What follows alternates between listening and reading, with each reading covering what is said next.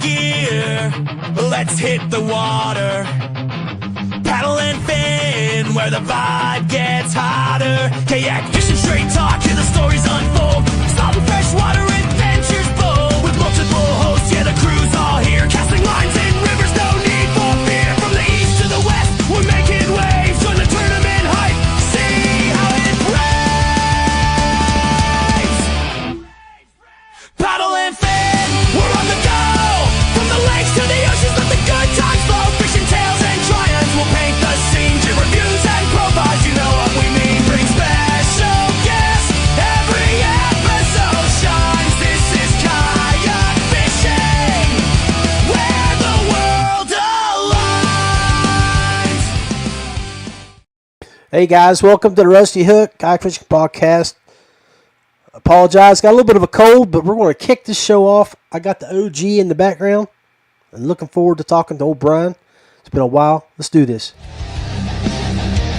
Rolling out strong with the Rusty Hook crew. It's Big Daddy John Rapp bringing the truth to you. Kayak fishing warriors, we ride the waves. Tournament sales, repping the way that we play. Jackhammers pounding, testing our skill. Net rig slaying, getting our thrill. Tackle tips sharper than the plays in the game. We're all in this together, always chasing that fame. Rusty Hook podcast, let's break the mold. Fishing straight talk, let the stories unfold. On the riverbanks to the ocean wide. In the world of the kayak, we take pride. Hey, without further ado, not going to blow smoke up y'all's rear end. I'm bringing on the OG, Big Daddy, the Podfather, Brian Schiller. Is this thing on? John. Yeah, buddy. Hey, what's going on? Just trying to remember how to do this thing, you know? Oh, yeah. It's probably been a year since we've got on together, hasn't it? Or close to it. Yeah, probably. Yeah, probably about a year, somewhere But in that's but I know you're still active because you still do a show for Dubro. there. I do. I talk about model airplanes every winter, so That's I've been awesome. doing that. Yeah, it's been fun, you know? Like, it's a change of pace. It's not fishing, but it's part of my job, and I kind of took what I learned at Paddle and Fin and transpose that into the model aviation world. So it works out. It's good. It's fun, and it's not as stressful. Hey, man, folks. Brian owns Paddle and Fin. He's been part of Paddle and Fin. Started in 2018, so we're on our 9th year. As you saw, Rusty Hook's on its 6th, and that's crazy because you got me to join you 4 years ago. That's just amazing. It's been that long. I feel old now. That's I mean, crazy. Yeah. But Brian was able to take all this work that he put into Paddle and Fin, all the work that he's done tournament fishing, and he built a resume, built a network, and it turned into a full-time marketing gig at Dubro. So you're now, like what these folks might not know about Dubro is 3 entities. Let's tell them about that. Yeah, so Dubro actually started in 1956, 56 or 58. So it's been around for quite a bit, but it started in the model airplane world. Out of the original founder started it in a bathroom in a warehouse and grew it to what it is now, 3 different divisions. We are still in the model airplane industry, which now we do a lot for military, drones, UAVs, things like that. That's the natural progression too. You're going to go with where it's at. Yeah. Yeah, and we started the fishing division in 1982 and the archery division in 97. So, we just like to have fun, we work in our hobbies, and yeah, man, I've been pretty fortunate through some of the relationships I've gained and acquired over my years of kayak fishing, podcasts, things like that. So, yeah, it ultimately landed me my dream job, and it started in marketing, and now I'm the everything. Yeah. So, it's fun, man. It's kind of cool to work for a company that has those three divisions, because you're not doing the same thing every day or focused on the same thing every day.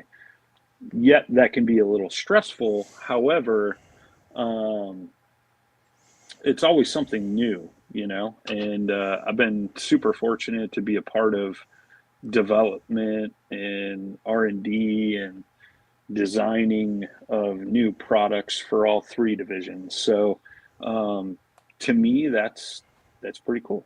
I Yeah. we got the cup Outstanding. holder, the cup I mean, holder, which you were a part of, and yeah, me and Matt Gibson, you flew us in and drove us in for yeah, a couple of days to to piddle around there and look at the shop and see what you were working on, and just asked us for, hey, what are your thoughts? And then you went from there. yeah, which is crazy, man. I think I was talking to my boss about this recently. It's kind of wild to see, to be a part of, like, taking an idea, turning it into prototypes and testing it, and then turning around and seeing the finished product, and then seeing it ship not only everywhere in the US, but internationally as well. Like, Right. that's just crazy. And I have some archery products that I worked on like that too, where, those things are everywhere in the world. And, same thing with the hobby stuff. Those travel internationally as well. So, So my question to you is how many containers of ink or whatever you call it have you went through with your 3D printer in the past couple of weeks? Because oh I know man. you keep that thing humming 24/7. Yeah, it's usually going like, so another interesting part, we're always trying to evolve. So lately, I've been working on, just making our processes more efficient, for all three divisions on the manufacturing side and the packaging side of things, because we do everything in house. Right. From we make the product, um, we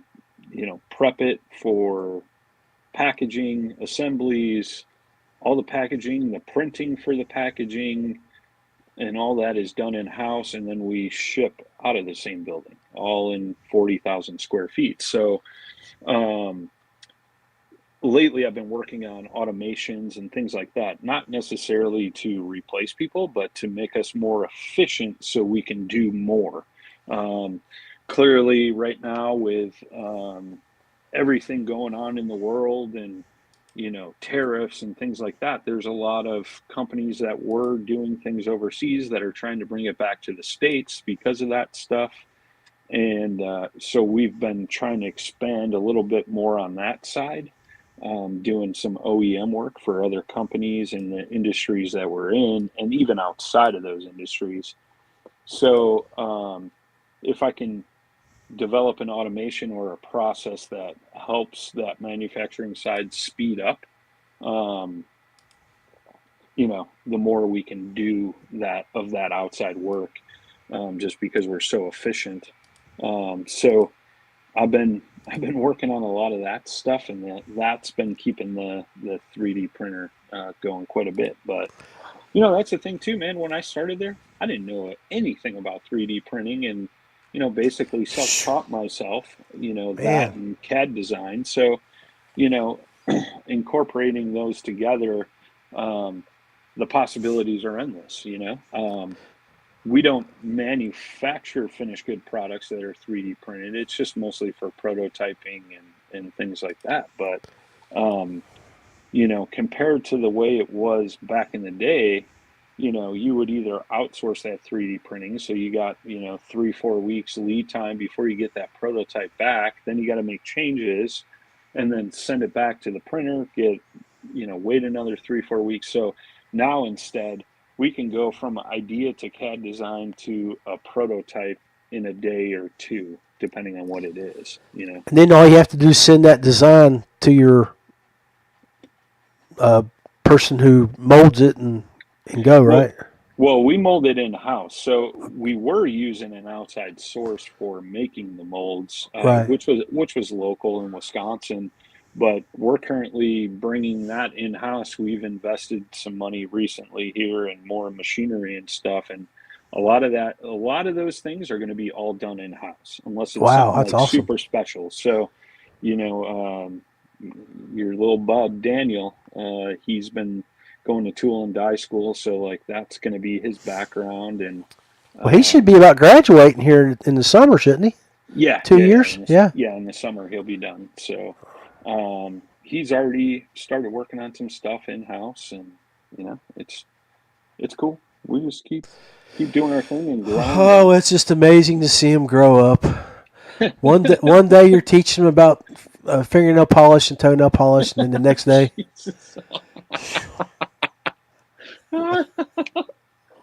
They grow up in the blink of an they eye. grow up like that. I tell you. Yeah. No, man, it's cool to be a part of that, you know, and see that, you know, I don't know, man. I take pride in manufacturing and work, and you know, I came from a trades background, like we were just talking about your Yeah. kitchen remodel before we started. You know, it's cool to take a blank canvas and turn it into something special. You know what I mean? And um, certainly.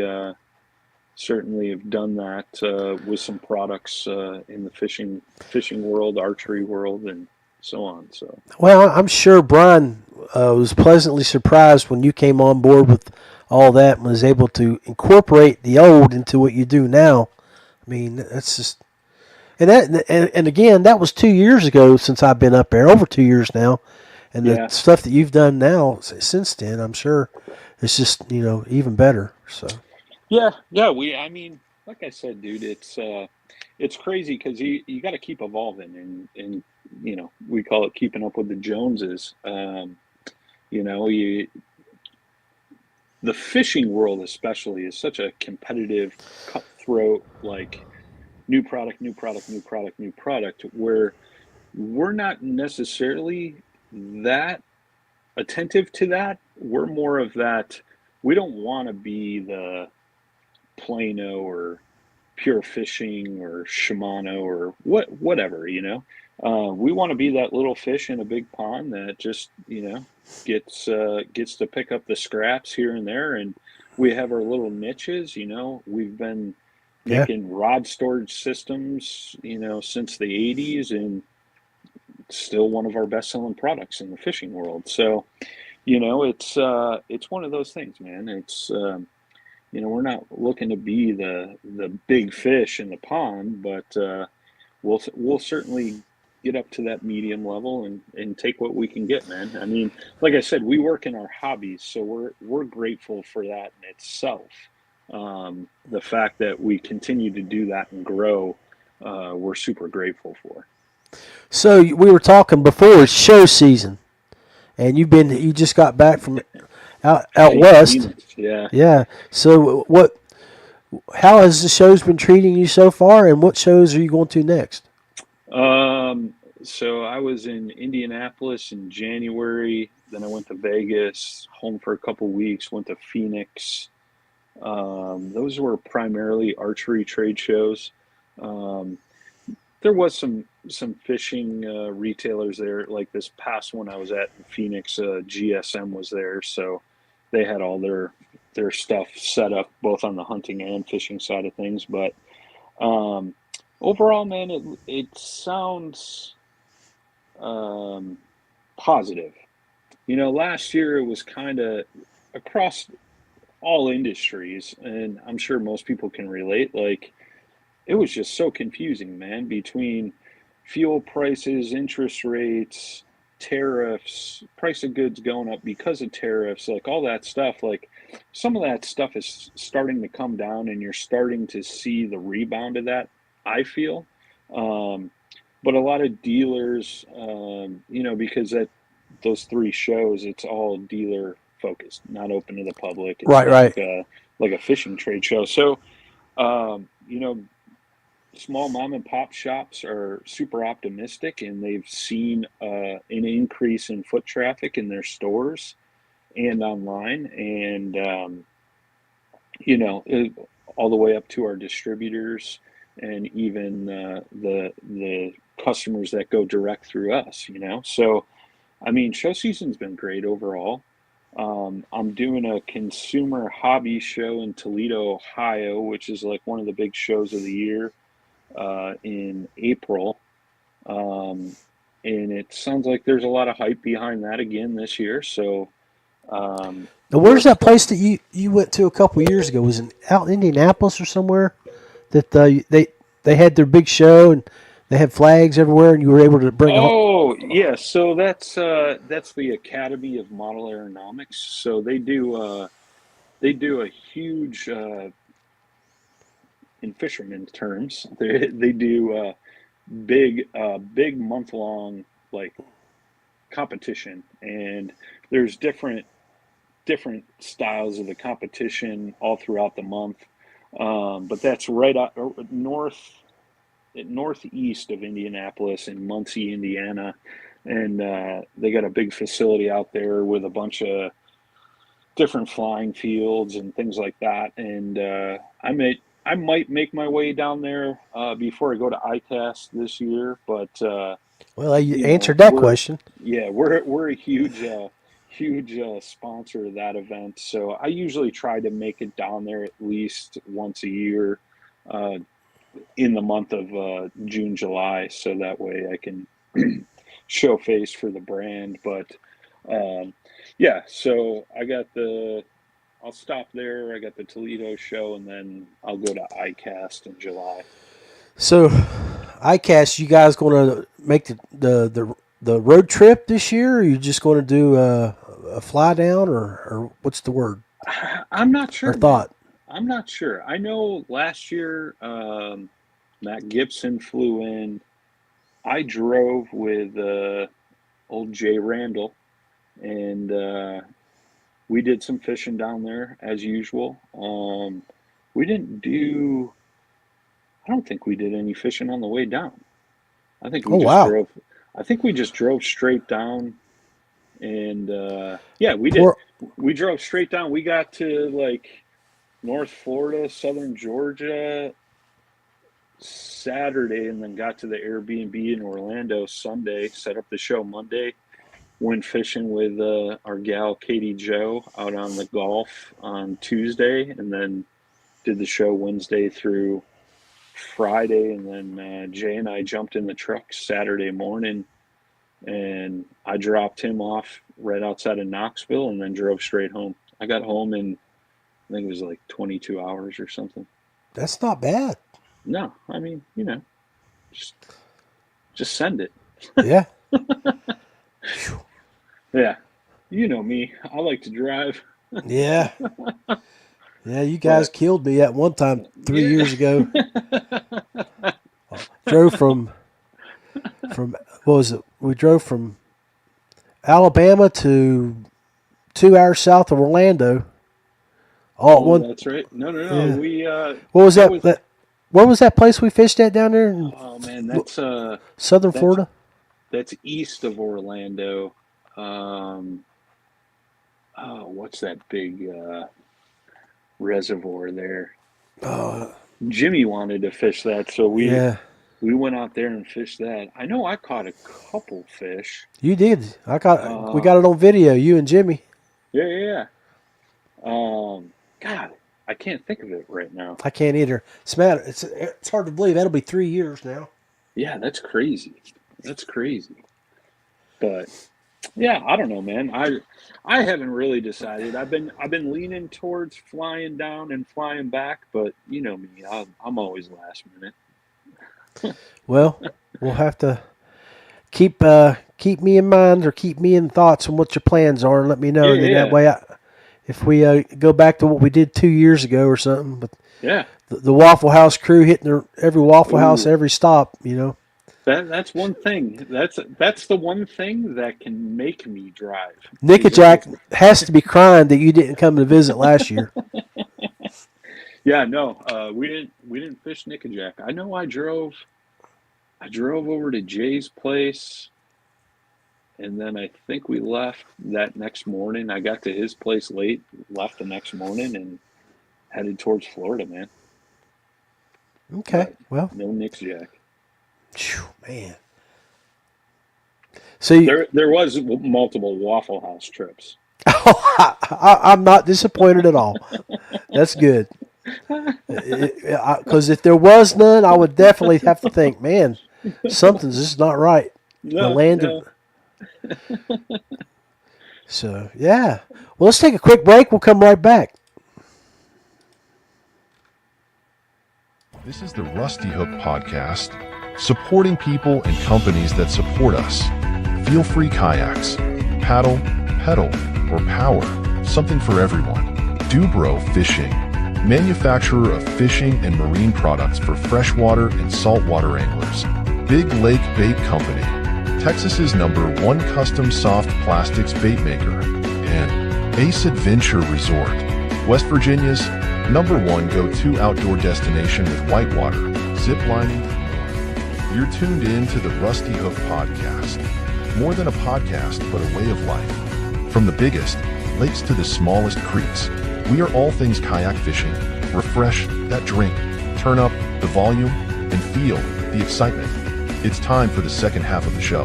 Live, raw, and unfiltered. Now, let's join the one and only Big Daddy.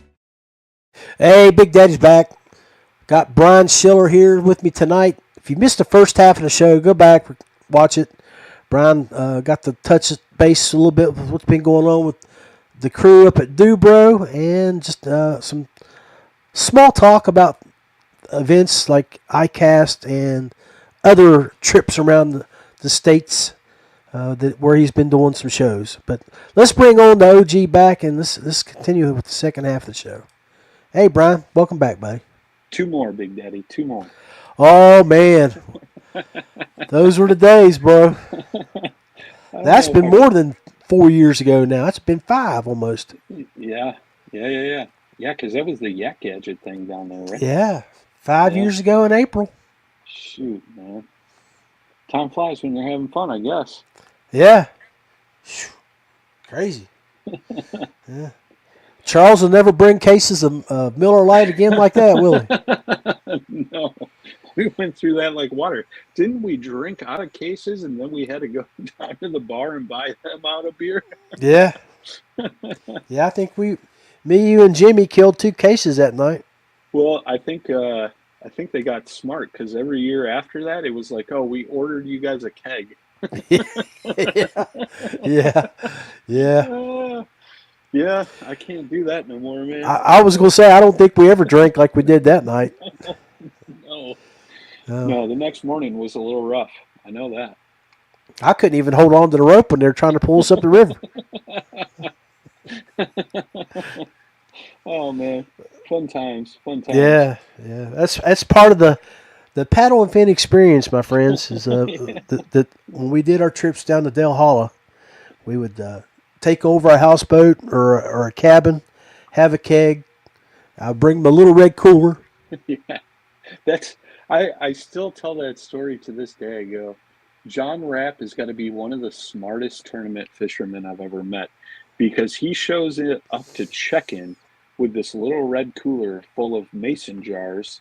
And hey, buddy, you got to have some taste tests. And then he just ropes everybody in. So the next morning, they're all hung over, and he's on the water catching fish.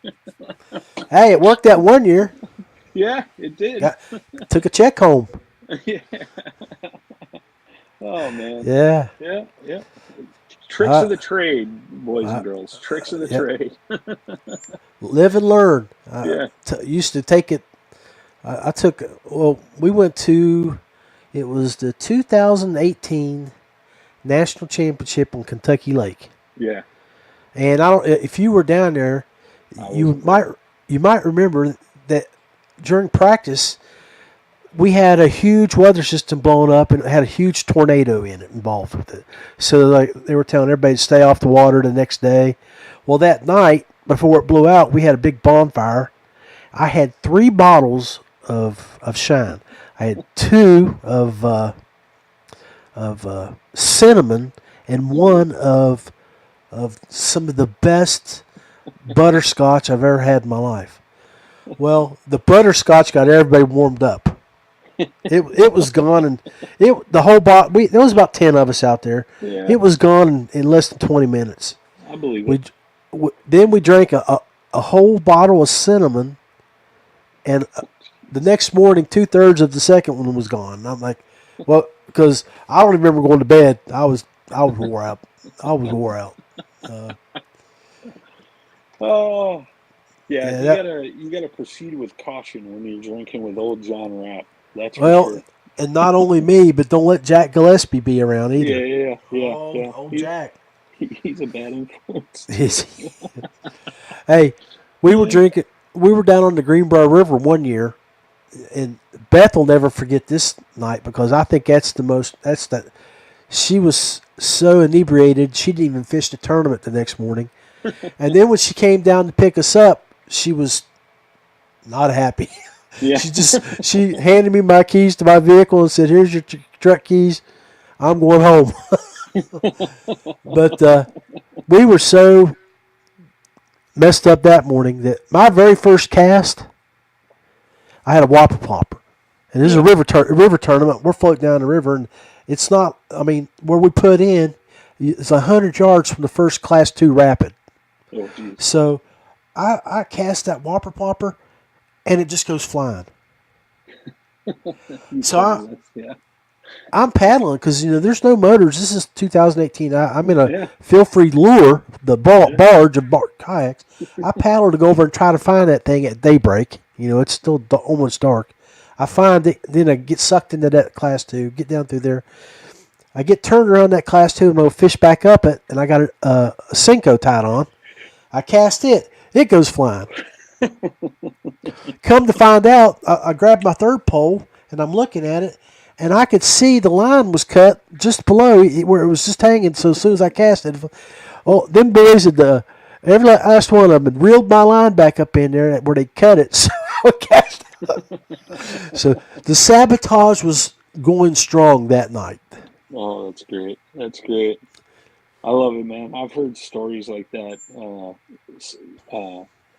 Some of the guys that fish up in New York in June, they did that when they were going up to Canada. The one guy got all hammered the one night, so they went out and just pulled a bunch of line out, nipped it, and then spooled it back up. So they're out there casting, and Exactly. just keep going. They did it on like 6 rods. Dude, you guys are mean. Yeah, he did that to every last one of mine. I had to retie all 4. I only carry 4, and I had to go back and look. The other 2 that were sabotaged, and I had to go fix them. I said, he down there smoking a cigarette. What's wrong, buddy? Everything all right? Well, at least it wasn't a bunch of jackhammers you were just casting way. Oh yeah. No, and we both won money on that tournament, being the way we were. I think he came in 3rd, and I came in 5th, or something like that. I think there was like 60 or 70 guys in that event. It was a great time. Heck yeah. But that's cool. Yeah. It's those memories, man. Those memorable tournaments that make it worthwhile. Well, we all have those certain people in our lives, like you, my friend, who when I go out with you, we get hammered, we laugh, and we hit, without a doubt, every morning before we go anywhere, there's going to be a Waffle House in mind, So, but I think me, you, and Matt Gibson are the merry, what do you call it? Larry, Moe, and Curly. Oh yeah, we're the 3 Stooges, man. When we're together, we don't stop laughing. That's the truth. I've never laughed so hard in my life. That's good times, man. Yeah. That's like, well, the one year, who was it that we had? was it Matt or was it you or somebody? I was trying to put a worm on your face and get a picture of it, Oh, you and were somebody trying to do that to me. came up and hit me. I'm like, oh, I'm just messing with you, bro. We were Is that we were on the way home from ICAST, I think, and we were fishing. it's in Alabama when we were at that little cabin, Yeah, wasn't it? it wasn't. Yeah, it wasn't. That's not Gunnersville. It's what's that lake? Right below Nickajack. Yeah, it was Guntersville. Is Yeah, that Gunnersville? Yeah. yeah, I think so. Oh, That was Chickamauga is north of yeah. Nickajack. Yeah, you're right. You're I've right. never fished that. I guess they're having that big bass tournament down there here in 2 weeks, 3 weeks on Yeah, Chickamauga. I remember. I fished when KBF did that thing with FLW, and they did an open on Nickajack, but the FLW pros were fishing on Chick. Well, I couldn't fish Nickajack the day before because I think pre-fishing was off limits or whatever. So I went and fished on Chick one night, and I caught a couple of nice fish right there by the campground I was staying at. Oh, And nice. it was cool, man. I'll never forget that. Gary Yamamoto was in an RV right next to me, and every night, hey, how'd you do today, Gary? Today, Gary didn't catch the fish. And then the next day, I'm like, hey, how'd you do today? He goes, today, Gary found the fish. He'd have a big old smile on his face. I'm like, that's cool, man. That guy's That's like, awesome.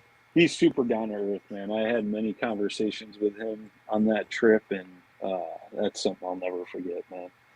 But it was cool watching those guys take off. Man, did you guys get snowed in up there like we have here? No, it this morning it was like flurries, but we kind of had the similar weather pattern last. Was it last week? Yeah, last week it hit like 70 degrees here in Chicago, and then now we're back to cold. I left here when it was still warm, went to Phoenix, and it was like 72 or whatever down there, and I was in an Uber going to the convention center, and I said to the driver, I said, man, you guys got beautiful weather right now. He goes, this is the coldest it's been all month. I was like, what? It's 72, And he's like, well, next week it's supposed to be 90 degrees. So this week, actually today it was supposed to hit 90 in Phoenix. I'm like, that's crazy, Yeah, like, desert, man. I don't know. I don't get yeah, it. It's yeah, crazy. it's wild. But, Yeah, whatever, man. It's, yeah. We had same thing. I mean, it was I think it reached high 50s, early 60s 4 days ago, okay, yeah, yeah, and yeah. then it's not. It's probably 20 out there, and we got over a foot of snow. Yeah, well, Right at a foot. I think Beth looked at right out on our front porch was 9.5 inches. yeah. So Yeah, I saw today that the whole East Coast was just getting pounded with snow. But yeah, I mean, we've had a relatively mild winter. Like December, we got a bunch of snow, and then it got cold, um, and then it warmed up a little bit, like beginning of January, and then it got cold again. It's typical Chicago weather. Wait 5 hours, and it'll be something different. yeah, But yeah, I mean, it's because it's been so warm. Like a lot of the ice around here for ice fishing is kind of like sketchy, and too not safe. yeah.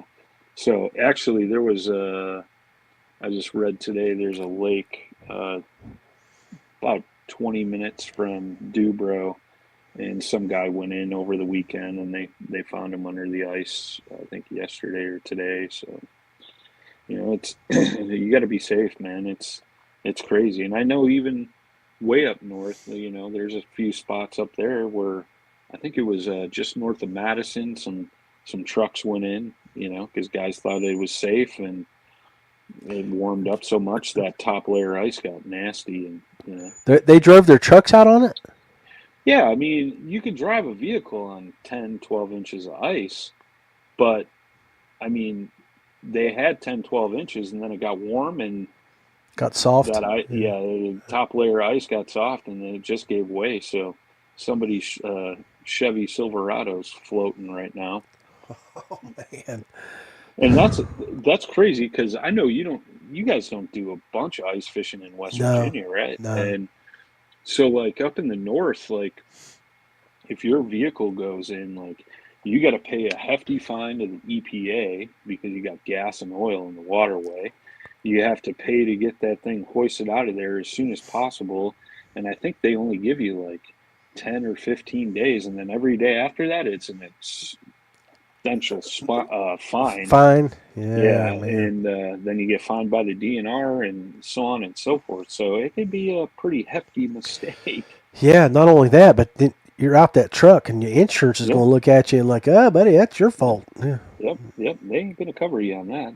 I mean, I've been up in Minnesota on Mille Lacs, like in the dead of winter. And I mean, that ice up there on a good winter can get 26, 28, 30 inches thick, if not more, So, where we were fishing up there in the winter, we were fishing on 3 Mile Reef. So you're 3 miles offshore driving on ice. And it's crazy, man. If you've never been up there, we got to make that trip sometime because they literally plow roads with like street signs and everything going to all the different reefs and stuff out in the middle of the lake because Mille Lacs is huge. It's bigger than it looks on a map. But, yeah, man, it's crazy. You got little shanty towns popped up all over the place, Yeah. And, it's nuts. I know they're cleaning up an old shanty town down on the New River. Yeah. By right now, I believe there was a homeless guy had been living over there for like over 3 or 4 years, and they've been over cleaning up his mess for like the last 2 or 3 months. 3 months. And did we lose you? No, you're good. Okay, but yeah, it's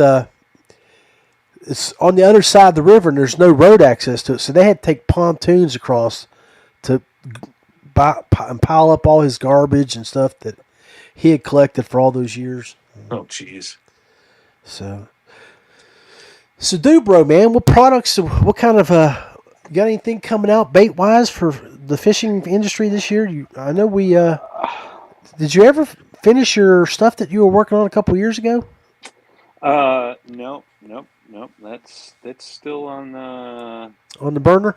Yeah. But I've been I was talking to Dustin Nichols the other day, and he wants to do. He's going to try out some colors for some saltwater stuff. Yeah, he was talking to me about that too. Yeah. I'm like, yeah, most definitely. Yeah, I mean, we still got all the stuff. I mean, big variety of colors, and I think what do we got? 10 bait patterns now. So, and we got a bunch on the back burner, but great affordable baits. That's all I can say, man. And the plastic is durable, so it's our own special formulated plastic, and nobody else has it. Yeah. Mm-hmm. So if you haven't tried it, you should definitely try it. And I think I got a special up right now, and it's buy 2 bags get 1 free or something along those lines. So give them a shot. Well, we'll have to find that and share that. So. Yeah. But all your common patterns that everybody fishes, from Ned rigs to 6-inch swim baits and everything in between. Well, those stick baits are one of my favorites too. And like a couple years ago when I was up at Lake Erie when the weather cooperated, yeah, I was throwing those crawls, and man, I caught my biggest fish on one of those. Yeah, it's a citation fish. Yeah, I caught my biggest smallmouth up in New York. I think it was this past year on our drop shot worm, and I think that thing was like 5.5. It was a little over 5, but I mean, just a big, fat, long fish. And actually, Adam, I fished one day with Adam because he came over from Canada. So he came and jumped in one day. Oh, nice. Yeah. So, but, yeah, and he had a gas. He's like, dude, I've never had this much fun smallie fishing before. Because, I mean, it was spawning season. But I told him, I was like, hey, cast here. Hey, cast over here. Cast over here. And he caught some really, really nice fish. It was good to see our friend from the north smiling a little bit. Yeah, yeah. I'm glad to see Adam had some personal issues he had to work through, but God bless him. He came out, I think, on the better end. Oh yeah, And 100%, dude. And, so, and what a good, genuine dude. yeah. He means well. But Well, that's Wayne. this, Wayne retired, 33 yeah, I years. can't believe it. Yeah, living his best life. There's the cup holder.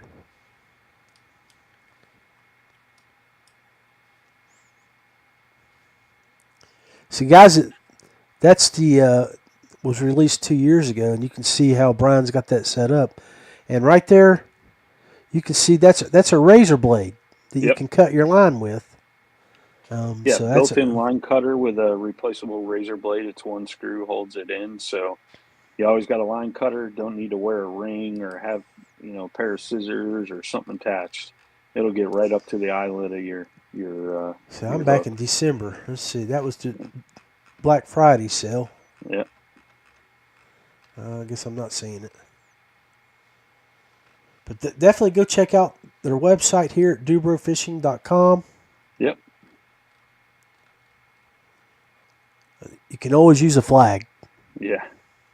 But Yeah, these we are the got ones all- I was telling you about. I was talking about these those little crawls. This is right there, right here. Those little guys are smallmouth candy. Yeah, the Ned Cross. Yeah. Yeah, I fished on Mille Lacs like 3 years ago, I think it was. 3 or 4 years ago, I fished Mille Lacs during the spawn, and I was flipping those into beds, man, in that green pumpkin black flake, Right and there they she were is. just Yeah. chewing it. Yeah, I think you posted my video I did with that. I was so excited that when I called that crawl a lizard. Yeah, Because, yeah. I don't know why I called it a lizard. I was like, what did I call it a lizard for? But when you got dementia, when you're an old man like me, it happens. Yeah. So. Hey, it happens. I couldn't think of Larry Moe and Curly for a second there, so we're in the same boat, man. But yeah, no, it's I mean, those baits, man, you can't beat them. Like I I am not fishing any other plastics at all. Like I completely switched over and I emptied out my boat, and all I got is the Lakewood bags with all Dewey plastics in it, and I got some colors and stuff that like I keep in there that I've been playing with, um, like a hot pink and like a bubblegum pink, and Yeah. then there was another one I was playing with too. But it's I know you and I have had that conversation, Matt and I, and it's like, dude, the number of fish you could catch off of one plastic compared to, like a Yamamoto that's so jam packed with salt that the thing just disintegrates after one bite. Like, and not only that, but like the price point of them, you can't beat them.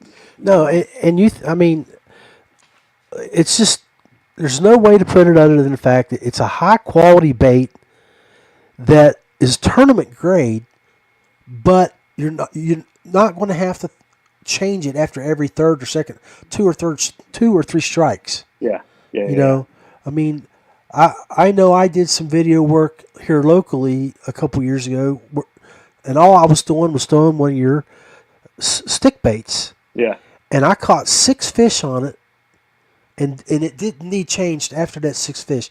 And I'm not talking, 8 and 10 inch fish. I'm talking 13 to 15, 16 inch fish, yeah, that were smashing it. Now, we all do know that those little guys, they're hard on baits too. Yeah, But yeah. the bigger ones gulp it and swallow it. But Yep. yeah, no, I mean, your plastic is solid. It's tough, but it's so pliable and flexible that it still has live action.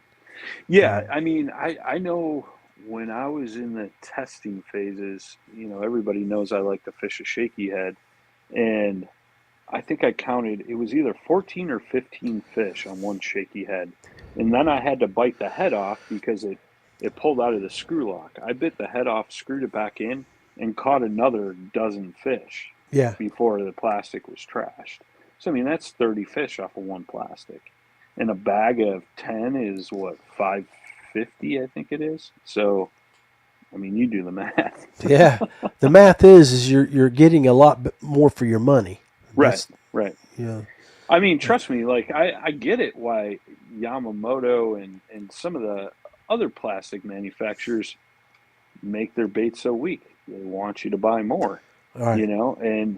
But it's one of those things. I mean, you look at Z-Man and Elastec, like those baits last forever too. All right. However, they're a little bit more difficult to thread onto a hook and whatever, but there's still guys buying 3, 4, 5 bags at a time. It's the same concept. Like, you're going to stock up, but at the same time, like, you don't have to stock up as much because you're going to get more longevity out of that plastic. Yeah, because you never want to run out. You don't want to be somewhere and run out. Yeah. I've had that scenario. Like, I was fishing a tournament in, I think it was Missouri. Mark Twain was a lake, and I found a decent bite on a bandito bug by Guggen Squad, and I ran out of the color. Dude, I looked all over the internet for the closest stores that had them. The closest store that had it was like 400 miles away. Yeah. I'm like, I'm not making that drive there and back tonight. No. So I had to be very cautious and very gentle with the baits I had for the tournament. So, but And it's amazing how you can have the same or very similar bait, maybe from another manufacturer, and not get a single bite. Yeah. Because it's just crazy. Sometimes none of that matters. It doesn't matter if it's a Rage, a Yamamoto, a Z-Man, or whatever. As long as it's a similar pattern, it doesn't matter. However, there are those times where those fish are super finicky, and it makes all the difference in the world. They're just like regular women. It's not the size that matters; it's the wiggle that. You said that, not me, John. Jesus. We'll put a big PG rated in on it. All right. Oh man. Oh, well, brother. So, besides trade shows and stuff like that, when do you expect to get your rig all rigged up and get out and do some fishing? You thinking about any Del Holla trips or anything like that? I don't know, man. I'm open this year. I'm looking to do some trips. I just don't know what yet. I know there was discussion of maybe shooting up to Mille Lacs. No, you had to help me out. I've never heard of that. Where's Mille Lacs? Mille Lacs is in Minnesota. Big smallmouth lake, big walleye fishery. Do you catch it before all the mosquitoes hit? Oh yeah. Okay. Yeah, it's right before. So that's like early June if I go, and then I am supposed to go fish Lake St. Clair in May, like middle of May, something like that. So other than that, that's all I really got on the docket so far. I'm going to be exploring some new waters locally here. The Fox River and the chain of lakes and stuff like that. So, which I grew up fishing as a kid. So I'm looking forward to kind of diving back into that a little bit. Cause that's kind of a different animal, so to speak. Yeah. But yeah, I don't know, man. I'm got fishing poles, will travel. Yeah. Same here, baby. Yeah. I just got my one objective mount for my, I think it's one objective. It's the mount that goes on your NK300 to protect it. Oh, yeah. The rock guard thing. Rock guard. Finally got that. I've been trying to get it for over a year. Oh, wow. So I got that. And then speaking of the boys from up Minnesota way, Naqua, I was hanging out with those guys. John Thomas had a booth with them down at Tennessee at the Knoxville Yeah. show. Yeah. And I got a light bar that goes in your commander's bridge Oh, that's that cool. they've Yeah. built. I'm going to Dude, put that on. Naqua's been doing some cool light stuff. Yeah, well, their guy is that they got involved. I don't know if he's their marketing but he is a kayak guy. Yeah, yeah. So he actually has.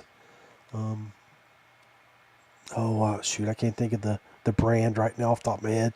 That's that getting old thing. But he has his own little brand like Paddle and Fin, but it's just like a. Oh, Steady Stick. Is it the guy that owns Steady Stick? I know he's part of those guys. It could be. I think he's more in the clothing and hats. Oh, okay. Well, I know at ICAST this last year they had a really cool clear canoe set up in their booth, and it was all lit up. And I guess they did that for some like resort or something for a night paddle. So you have these clear see-through canoes, and then they got the lights, and it just illuminates the water as you're paddling. It looked really, really cool. That would be. I wouldn't want to do it in Florida, but I mean, if you want to play with gators, sure. yeah, be a big gator bait out in the water. But no thanks. No. Can you imagine doing that like up your way, St. Clair or over in Minnesota, and having a 4.5 foot or 5 foot muskie come up underneath you and look at you? I've seen that ice fishing looking down the hole, and you see a big muskie swim right underneath you. It's crazy. Yeah, but I still think about this story with Beth. We have a lake here in West Virginia that's got record muskie in it. Yeah, and she was throwing a jig, and she had her feet out in the water. And Beth keeps her, as I've talked to young Padawan about before. Beth keeps her feet immaculate with nice, beautiful toenail polish, and she wears several rings on each feet. Well, anyway, she had that foot in the water, and she threw a jig across, and she was jigging it, and I come up behind her, and she pulls out of the water, and I said, "Hey, baby, how you doing?" She's going, "Oh, not bad." And she looks back down, and right at inches from her foot, looking at her foot, was probably a 4 foot muskie. Oh, geez. And she jerked her foot out of the water so fast, I thought she was going to fall out of the boat. And she's like, "Oh my God!" And I'm like, "What happened?" She's like, "There's a muskie down underneath my boat." Look at it. And I'm like, "I must have followed." She said, "It must have followed my jig." I'm like, "Daggone." The only muskie I've ever caught was on a shaky head in 16 foot of water on 8-pound test or 10-pound test. I've caught two like that, sort of. I caught one on a fluke underneath the log on the Elk River. Okay. Got it to my boat, but I didn't have anything to get it in. I didn't have a net, and I didn't think about fish grips. And I'm holding it there with my fishing pole, waiting for Beth to come down to get a picture. And then and boom, it was gone. Broke my line and everything. And then the second time on the Golly River, right down below my house here, I caught one. I just caught a bass, and it was like on a drop shot. Sure. And I caught that bass, and then all of a sudden my line just went crazy, and I'm reeling it, and I'm watching the muskie swim up. It's got that bass in its mouth. Huh. And it finally let go of the bass, and I took pictures of the bass. You could see the imprint of where it came across it. And I don't know. I don't think that fish lived, but I let it go. But if not, that muskie went and finished off its first bite. Yeah, That's cool. It's always cool seeing that, man. I've had that a lot with catching like bluegills and stuff, and northern pike coming up and grabbing them as you're bringing them back to the boat. Wow. Yeah. I'd say Fish you've seen with some teeth. big pike up there too, huh? Oh yeah. I mean, that muskie I caught was like 36 inches, and I think I was in a big rig. And my old man was in the blue sky next to me, and I get the thing to the boat, and I realize I don't have a net. So I'm like trying to like not tip over and land this muskie, pulling this big 36-inch fat ski out of the water, you know. Mm-hmm. I did it. I got a picture on my Facebook or Instagram somewhere, I think. Nice. Yeah. Yeah. A lot of fun. Heck yeah. Well, I don't want to keep you any longer than we have, but I appreciate you Oh, taking no worries, your man. evening out, man. Come, Yeah, no. It's always Come fun and hang. catching up and just shooting the breeze, man. So we'd love to see you make a return to the OG, man. You know, we'd love to get the boss back, but I know you got a lot of things going on right now. So I will admit the thought has crossed my mind several times. I'll give you that Well, much. you know we're here for you. So just come on. I hear you, man. No, All I right. mean, you guys are doing great, and you're all crushing it, and I like seeing the progress and what you guys are doing, man. You guys all do an awesome job, from Dustin to Adam to yourself to everybody across the board, man. It's cool to see Yeah, Sean and Carlisle. everybody. They're Yeah, kick- Sean. Yeah, I always forget Sean's back, and with Carlisle, and like those guys are doing great. Like, and it's cool to see new and old blood still just running together and talking fishing and sharing the passion of kayak fishing, man. That's what keeps it alive, man. Yeah, and we appreciate all the support from Dubro over the years. You Yeah, guys have been great and awesome, and nothing but love. So, and Ken, Ken Glassner there. And if you ever need some good Ned rigs or any terminal tackle, that's my Yeah. boy right there. You got me set up. I just got Ken's order. He sent me for my trip down to Lake Murray. Me and Gillespie Yeah, canceled. We were supposed to go down this week, Yeah. Okay. but he didn't have enough chance to get his boat ready Sure. because of this weather, and so we rescheduled for the end of March, Okay. first week of April. Me and about 5 other retired troopers are going down for a week Nice. with Jack, but he made me some wacky rig setups. Oh, cool. With the offset hook that I Yeah, use, and he had to put a little thin head on them because of his setup. But I'm looking forward to throwing those. I'll have to get on the Dubro site, get me some more of my June bug collared stick baits. So, Yeah. Let me know what uh, you need, man. yeah, we'll get them. I'll I got jump you, on Big there. Daddy. I get the order in real soon. Love it. Love it. Man, but I just want to say I love you, bro, I love you too, man. and I'm always here for you. Reach out to me anytime. Right back at you, man. And if you want to go, if you say, "Hey, John, I'm going fishing," I'll look at my calendar. If I ain't got VA appointments and I ain't got something set up, I'm in my truck headed your way. All right. You better. Hey, John, I'm going fishing. I'm gonna go up and tell the lady. No ice fishing. I ain't doing that. You already told me about the truck being in the water. Heck no. No. Go throw Big No. Daddy out and see if he floats. We got some time before it warms up here, I'm sure. So, but yeah, we definitely got to rendezvous at some point this year, whether it's ICAST or whatever, man. It's been a hot That's the minute. very least is the ICAST rendezvous. Yeah. I'll let you and Big Brian make that decision, but but yeah, if not before or after, we'll do something. So Yeah, for sure, man. all right, brother, nothing but love. Yeah, same here, man. Appreciate you having me on and catching up and just shooting the breeze, talking fishing, man. Always a good time, and hope everybody out there in the fishing world is getting ready to, if you're not on the water, get on the water soon. So Yeah, dig out of Warm that snow weather. and dig out of that snow and go, baby. All right, brother. Thank you. all right, man. Thank you. All right.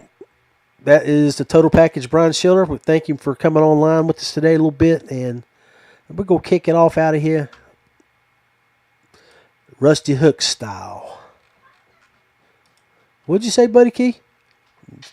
Making too much noise. I'm trying to do my video.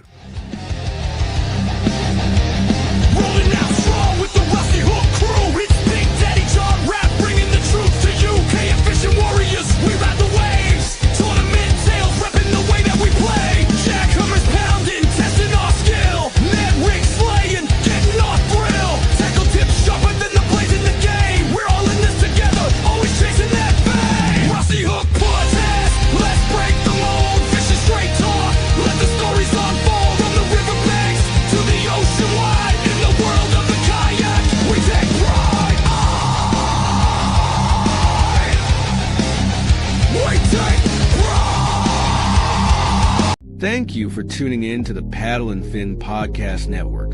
We hope you enjoyed the show. Don't forget, for future shows, like, follow, share, and hit that subscribe button.